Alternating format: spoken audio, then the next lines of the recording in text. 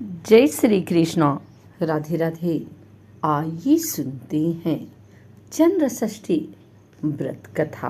कहते हैं कि ये व्रत कुंवारी कन्याएं रख सकती हैं।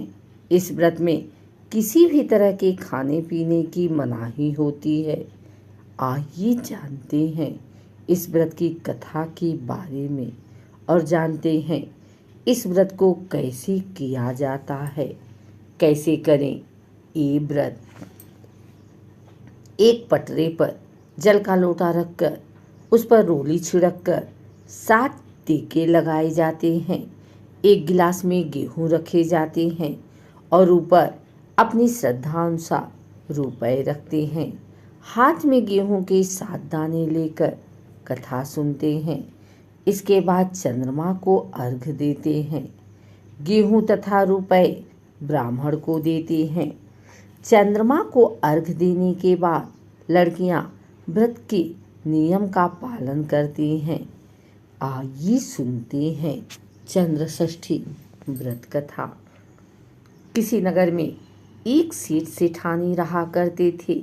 सेठानी मासिक धर्म के समय भी बर्तनों को स्पर्श करती थी। कुछ समय के बाद सेठ और सेठानी की मृत्यु हो गई। मृत्यु के बाद सेठ को बैल और सेठानी को कुतिया की योनि प्राप्त हुई। दोनों अपने पुत्र के घर में रखवाली करते थे। पिता का श्राद्ध था। पत्नी ने खीर बनाई। वह किसी काम से बाहर गए तो एक चील खीर के बर्तन में सांप डाल गई। बहू को इस बात का पता नहीं चला, पर कुतिया यह सब देख रही थी। उसे पता था कि खीर में चील सांप गिरा गई है। कुतिया ने सोचा कि इस खीर को ब्राह्मण खाएंगे तो मर जाएंगे। यही सोचकर कुतिया ने खीर के पतीले में मुंह डाल दिया। गुस्से में आकर बहू ने कुतिया को जलती लकड़ी से बहुत मारा, जिसके कारण उसकी रीढ़ की हड्डी टूट गई। बहू ने वह खीर फेंक दी और दूसरी खीर बनाई। सभी ब्राह्मण भोजन से तृप्त होकर चले गए, लेकिन बहू ने कुतिया को जूठन तक नहीं दी।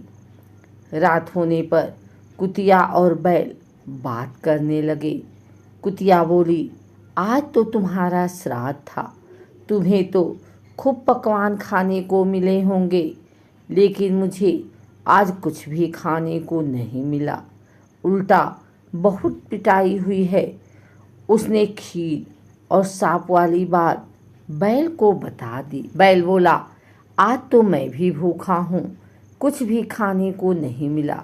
आज तो और दिनों से भी ज़्यादा काम करना पड़ा।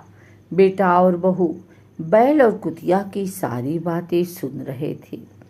बेटे ने पंडितों को बुलाकर पूछा और अपने माता पिता की योनि के बारे में जानकारी ली कि वे किस योनि में गए हैं। पंडितों ने बताया कि माता कुतिया योनि में और पिता बैल की योनि में गए हैं। लड़का सारी बात समझ गया और उसने पंडितों से उनकी योनि छूटने का उपाय भी पूछा। पंडितों ने सलाह दी कि